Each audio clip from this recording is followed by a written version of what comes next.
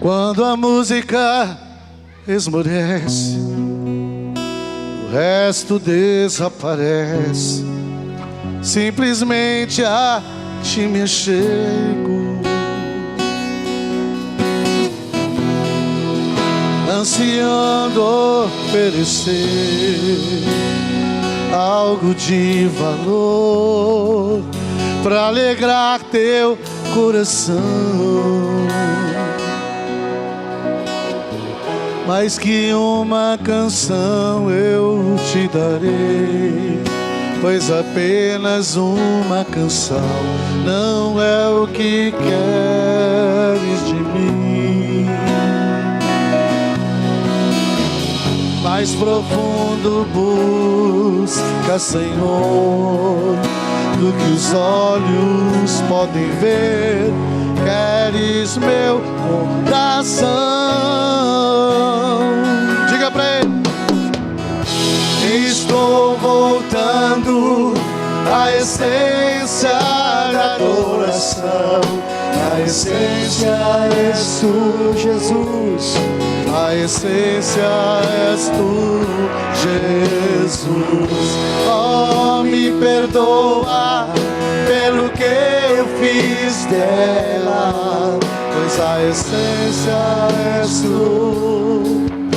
A essência és tu, Jesus.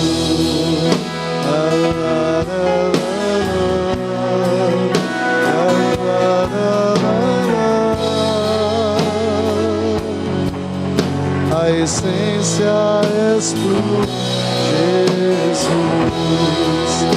Rei de imensurável valor, ninguém pode expressar quanto és digno.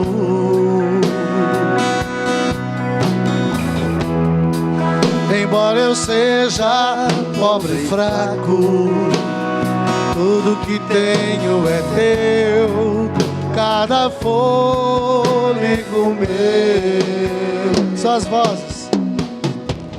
Mais que uma canção eu te darei, pois apenas uma canção não é o que queres de mim.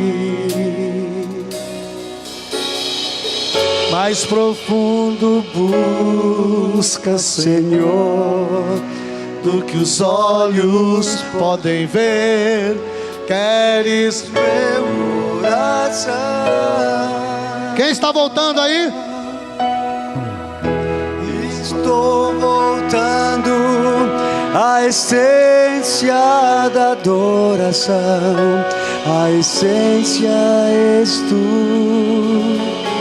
A essência és tu, Jesus. Oh, me perdoa pelo que eu fiz dela, pois a essência és tu. A essência és tu, Jesus. Quero ouvir a igreja. Estou.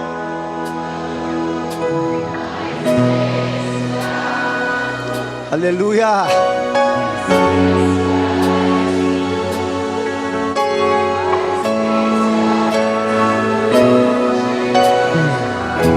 Oh, pelo que eu fiz dela,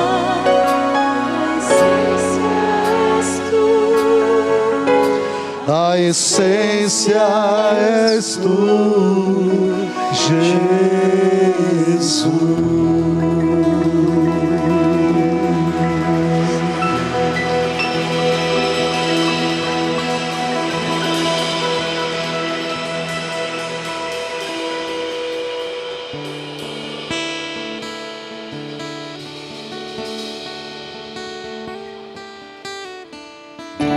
Getsemane foi que meu Jesus orou, se entregando ao Pai mais uma vez.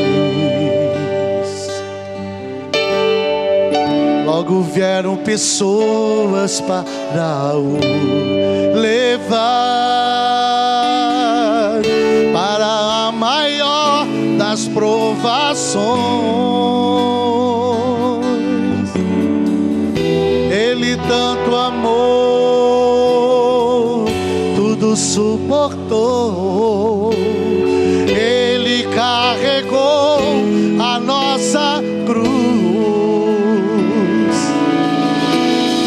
Ver os cravos nas mãos, seu corpo a sofrer naqueles momentos de dor. Ver e foi por você que ele mostrou tanto amor. Os soldados cuspiam no seu rosto nu. Posso ouvir o clamor da multidão, e Jesus, ao olhar aquele céu azul, pede ao Pai que lhes dê o seu perdão. Por que, igreja? Ele tanto amou, tudo suportou. Ele carregou a nossa cruz. Diga pro seu irmão aí: vê os cravos nas mãos, seu corpo a sofrer naqueles momentos de dor. Vêeste a chorar. Diga pra ele: e foi por você que ele mostrou tanto amor. Vê os cravos nas mãos, seu corpo a sofrer naqueles momentos de dor. Vê o mestre a chorar. Diga pra ele: e foi por você que ele mostrou tanto amor.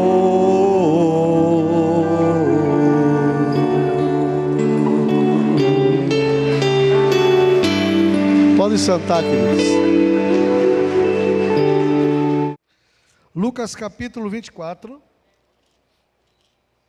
Um texto que fala especificamente da ressurreição de Jesus.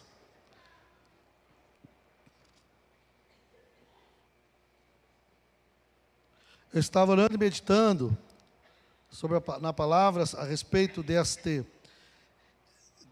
desta ministração, deste culto. Hoje pela manhã fomos muito abençoados com a palavra trazida pelo pastor Paulo. Não tinha nada a ver com Páscoa, mas nos edificou tanto mesmo, foi tão maravilhoso, tão tremendo. E glória a Deus por isso, não é? Que Deus sempre acaba, e o objetivo é edificar a igreja. E glória a Deus pela sua vida que está aqui nesta noite. Lucas 24, do 1 ao 6. Todos acharam? Achou, diz amém. Glória a Deus. Quem não achou, diga misericórdia. Então vou esperar um pouquinho, que tem umas misericórdias no ar aí. Diz que a misericórdia triunfa sobre o juízo, né? Então vamos aguardar. É importante que você ache. Posso ler? Diz assim, a partir do verso 1 do capítulo 24 de Lucas até o versículo de número 6. Mas no primeiro dia da semana, alta madrugada, as mulheres foram ao túmulo, levando os aromas que haviam preparado. Encontraram a pedra removida do sepulcro, mas ao entrar, não acharam o corpo do Senhor Jesus. Aconteceu que, Perplexas a esse respeito, apareceram-lhes 2 homens com vestes resplandecentes. Estando elas com muito medo, e baixando os olhos para o chão, eles lhes falaram: por que vocês estão procurando entre os mortos aquele que vive? Ele não está aqui, mas ressuscitou. Amém? Eu gostaria de basear então a nossa meditação nesta noite neste texto, e gostaria de dar o título: diga para o teu irmão, por que buscais entre os mortos aquele que vive? É tanto tempo que já se passou desse episódio para cá, nem consigo precisar assim quanto tempo especificamente se passou desde a ressurreição de Jesus.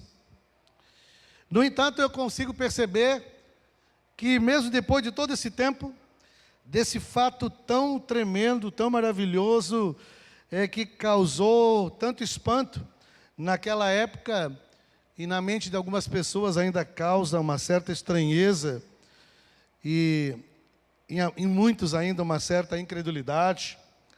Mesmo depois de todo esse tempo, ainda existem pessoas procurando entre os mortos aquele que vive. Procurando entre os mortos aquele que vive. A Bíblia diz que nós estávamos mortos nos nossos delitos e pecados. Então, um homem sem Deus, a Bíblia considera ele morto, espiritualmente morto. E como vocês vão concordar comigo que as pessoas estão aí fora, procurando entre os mortos aquele que vive. Ele não está entre os mortos.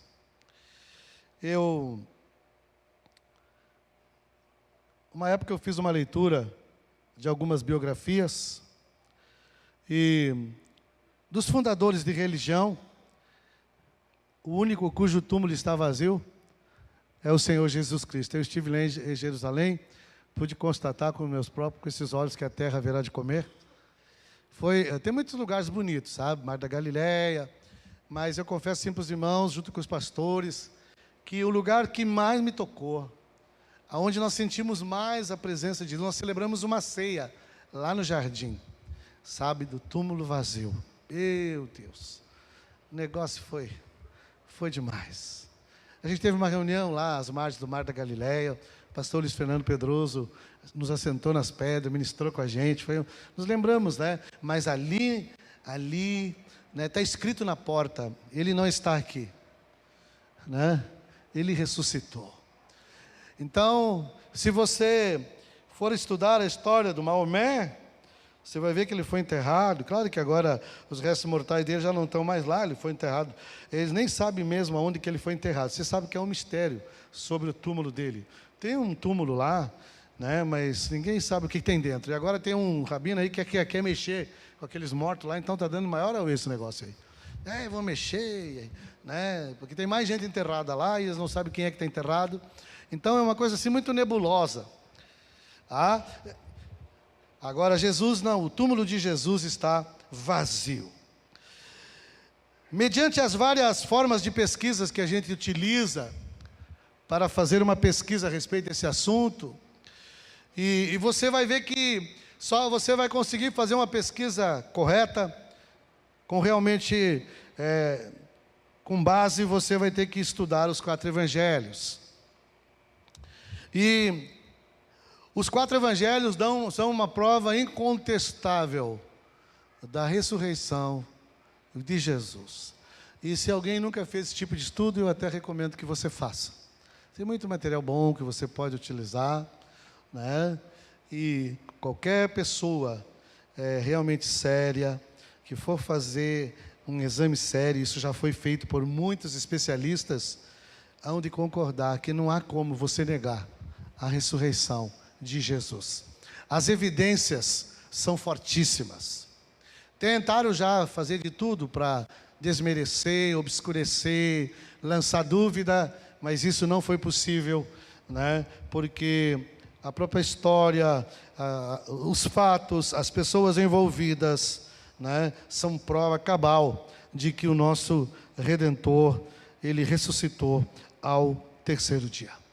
Nada e nem ninguém pode apagar esta verdade. E ainda como prova, né, nós temos milhares de pessoas que tiveram suas vidas transformadas, que tiveram suas vidas libertas, que tiveram suas vidas curadas. Eu desafio vocês que estão aqui nessa noite a me apresentar uma pessoa que teve a sua vida salva, transformada, curada e liberta, porque leu o Evangelho segundo Allan Kardec. Eu vou dar uma força, se meia pessoa, não precisa nem ser inteira. Eu aceito meia. Que teve sua vida restaurada, transformada, liberta, porque leu Buda, Confúcio,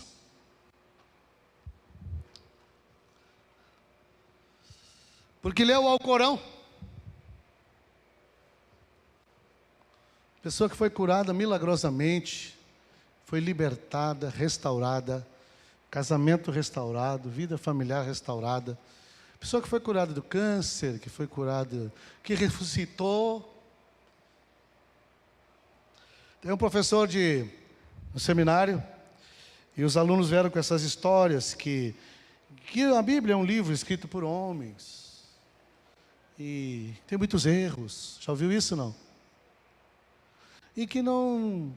Como é que a gente fica dando crédito para um livro que passa de mão em mão e ninguém sabe quem que escreveu, na verdade? É um livro escrito por homens. Eu ri muito quando eu vi essa expressão, porque eu gostaria que alguém me apresentasse um livro que foi escrito por um macaco. Você já leu algum? Um cachorro, uma vaca, um cavalo. Quem é que escreve livro na Terra, poxa? É o homem, né? Quem é que escreveu o Evangelho segundo Allan Kardec? Será que foi um símio? O Alcorão? Ou qualquer outro livro que exista? Foram homens.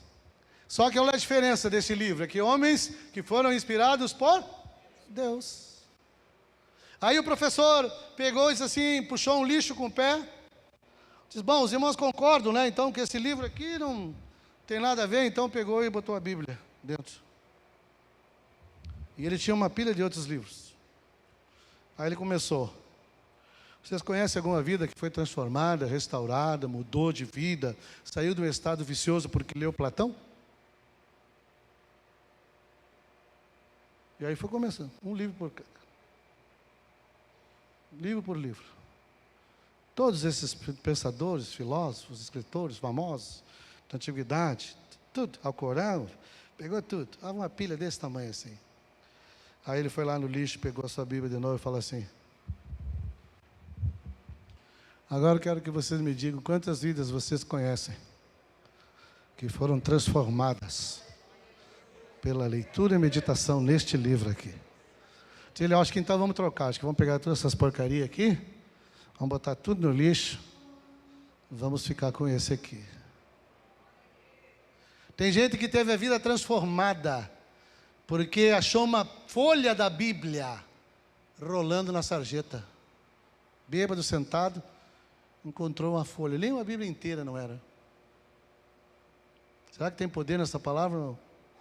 E essa palavra que nos fala de ressurreição, que fala que Jesus está vivo. Diga para o teu irmão, ele está vivo. Falei com ele hoje de manhã. Te mandou um abraço. Nada, ninguém pode apagar essa verdade. Amados, crer na ressurreição faz toda a diferença na nossa vida cristã. Muda muito, ou se muda. Se nós cremos na ressurreição, então nós cremos que Ele está vivo. Amém? Se cremos na ressurreição, então cremos que Jesus Cristo está vivo.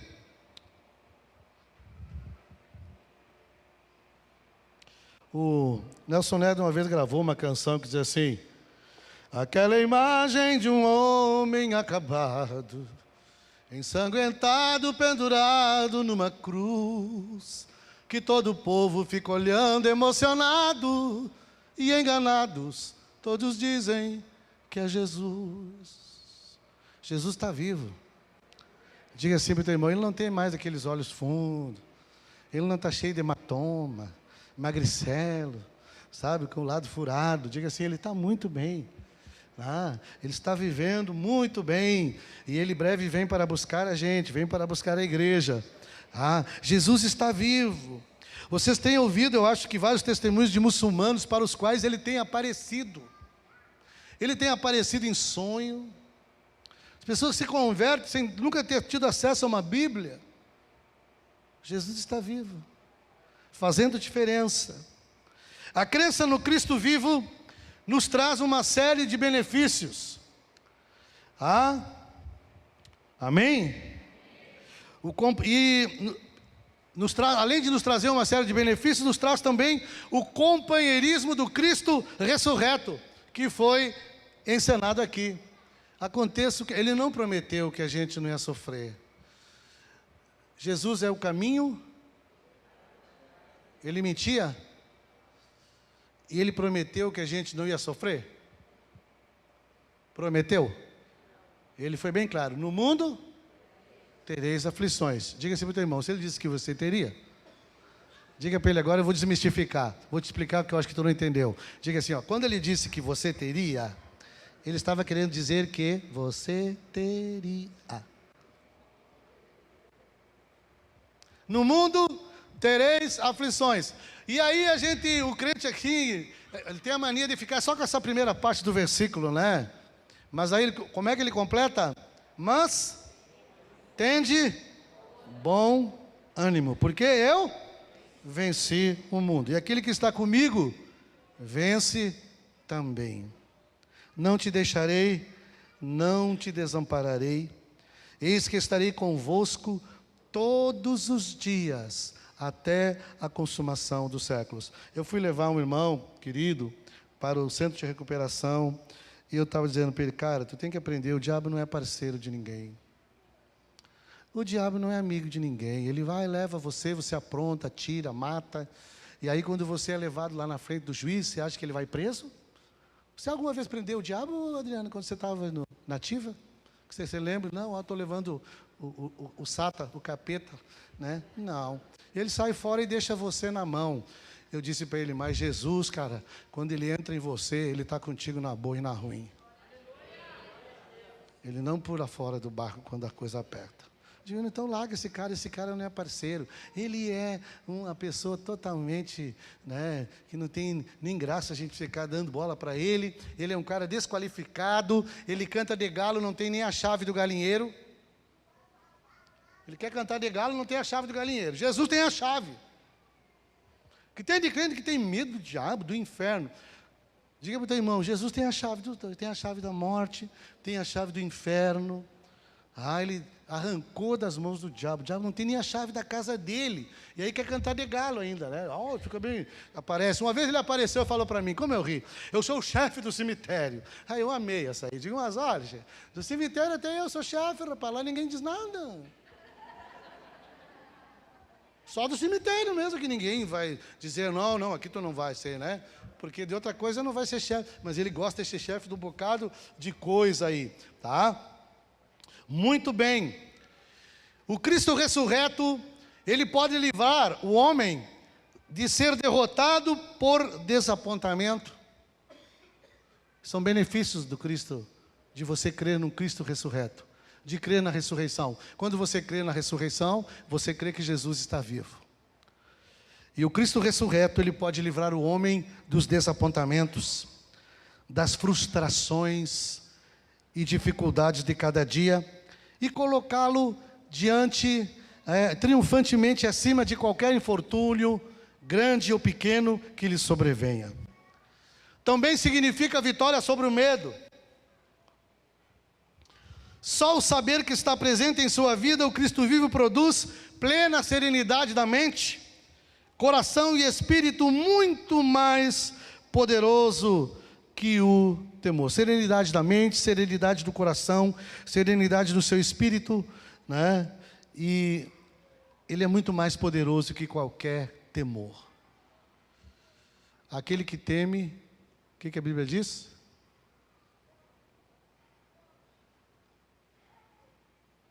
Quem teme não é aperfeiçoado no amor. Porque o verdadeiro amor, que é quem? Quem é o verdadeiro amor? Jesus. Lança fora o medo. Uma época eu congreguei lá antes de casar. Congreguei com meu pai, lá na cidade de Sertão, em 1979. E o meu irmão escreveu algumas canções, e os ritmos são bem diferentes dos que a gente ministra hoje e tal. Eu tocava um pouquinho de violão já e tal, então ajudava lá. Fiquei lá acho que uns 6 meses mais ou menos. Meu pai quis compensar o tempo que eles não me criaram, que eu morei longe deles, então eu fiquei um tempo na casa deles antes de casar. E uma vez meu irmão cantou uma canção, hoje de manhã eu estava me lembrando, diz assim, ó: Igreja Santa, como é doce relembrar um dia triste quem alegre se tornou, pois nesse dia foi aceito um sacrifício que nos libertou do vício, no céu o anjo chorou. Naquele dia agarraram Jesus Cristo, levaram ele na presença dos judeus, bateram nele e cuspiram no seu rosto, quanta dor, quanto desgosto que o meu Jesus sofreu. Mas a parte que eu gostava muito, que eu cantava assim com todas as minhas forças: lá no inferno o diabo festejava, se alegrava, pois pensava ter vitória. Neste momento o inferno se abriu e Jesus ali surgiu, cheio de poder e glória. Eu queria ver o susto da capetada naquele buraco negro. E aí, depois eu ficava mais sério no final do cântico, porque dizia assim: ficou gravada para sempre esta sentença, fogo e enxofre para quem não se arrepender. Mas para o salvo que aceitou o seu sacrifício, gozará para sempre vida eterna e prazer. Tinha que voltar a cantar essas coisas, né? Sabe? E é verdade, Jesus é vitorioso. Ele vive, porque se ele não vive, está tudo perdido. Ele podia ter vindo, feito o que fez milagre, ressuscitou mortos, transformou água em vinho, vocês conhecem toda a história, chamou discípulos, mas se ele, e até morrido na cruz, e ser crucificado, e aquela morte horrível, e o sofrimento, mas se ele não tivesse ressuscitado, não teria feito diferença nenhuma. A diferença está que ao terceiro dia ele ressuscitou. E por isso que a gente canta: porque ele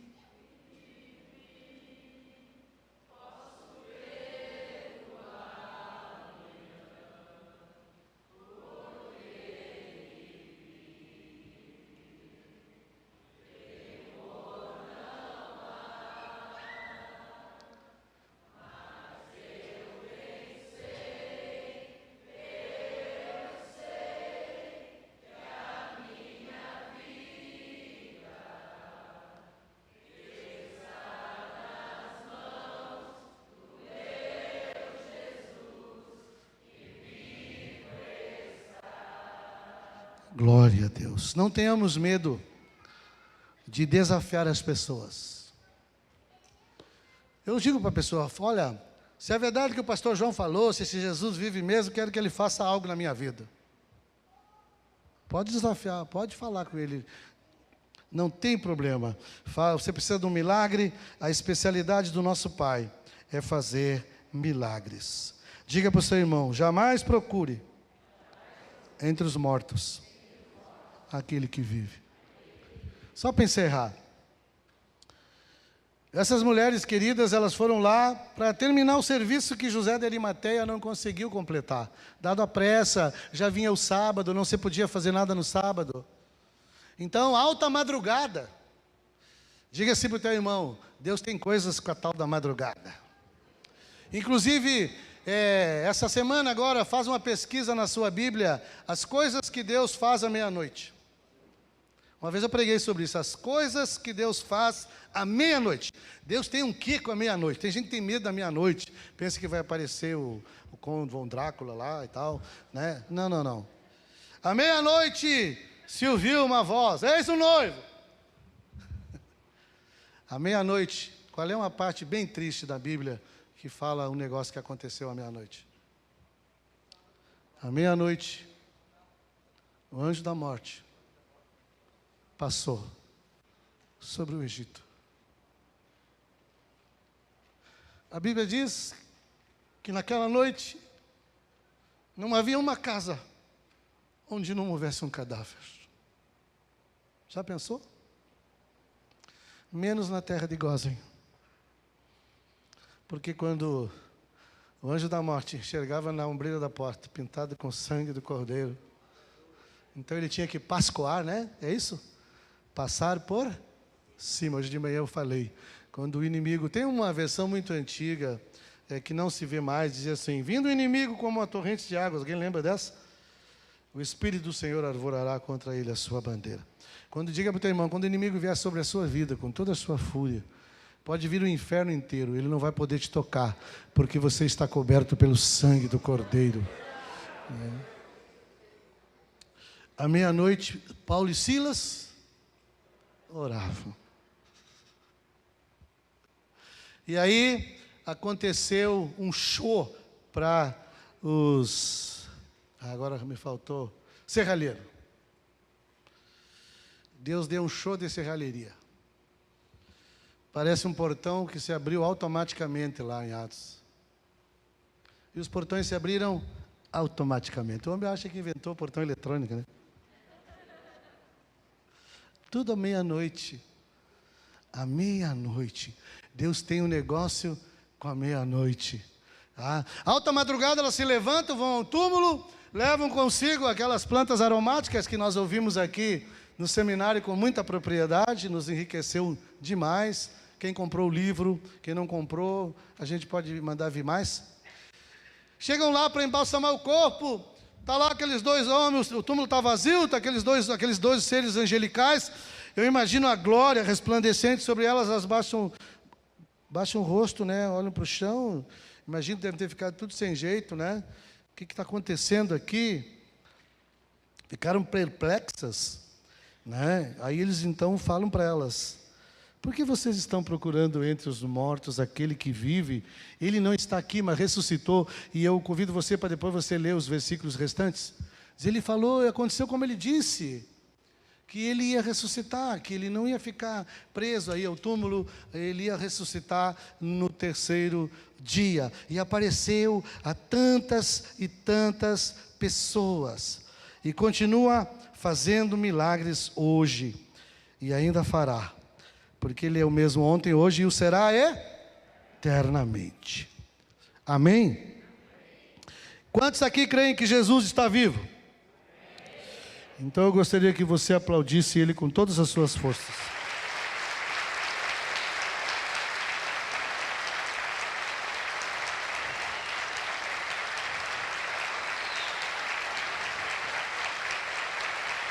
Aleluia!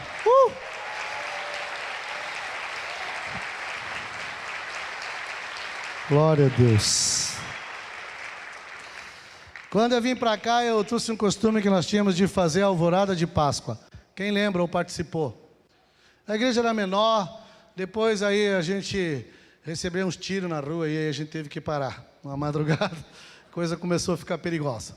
Mas a gente acordava os irmãos, quem morava em apartamento, infelizmente não conseguíamos fazer. Mas nós separávamos 2 ou 3 caravanas com violão. Quem lembra disso? Alguém lembra? Não? Ninguém lembra? Lembra? Tem uns que lembram. E a gente saía de 3 carros, e a gente combinava, ensaiava, e chegava na janela dos irmãos e falava assim, ressuscitou, ressuscitou, ressuscitou, aleluia, ó morte, onde está, ó morte, a tua vitória, Jesus ressuscitou, e gritávamos, Feliz Páscoa, Jesus ressuscitou, entrava nos carros e zum! Tem gente que sai, tem umas irmãs que saem até de camisola para a rua. Apavorado. Jesus está voltando. Digo, está de camisola, será que sobe? Né? Vizinho saiu, muito obrigado, nem era para eles, né? Muito obrigado, muito obrigado. Sabe, pena que a gente teve que parar, né? Quem sabe arrumar uma escolta policial e a gente faz de novo, né, Adri? Os irmãos com a 12 aí, né? Para guardar o servo. Coisas lindas, sabe, que a gente acabou perdendo, porque a igreja grande hoje nós vamos ter que ter uns 10, 12 carros aí, mais ou menos, para poder... Aí depois eu lembro que a gente vinha para o prédio, ou na casa de alguém, nós tomávamos um café bem gostoso, todos juntos, né? Que coisa boa. As pessoas ficavam impressionadas. Pastor, acordei com aquela luz, não sabia se eu estava no céu, se eu estava na terra, não conseguia me acordar, aquela coisa. Aleluia! Mas aí quando eu abri a janela, cadê os irmãos? Já tinham, ó. Esse era o segredo, era bom não se deixar ver. Amém.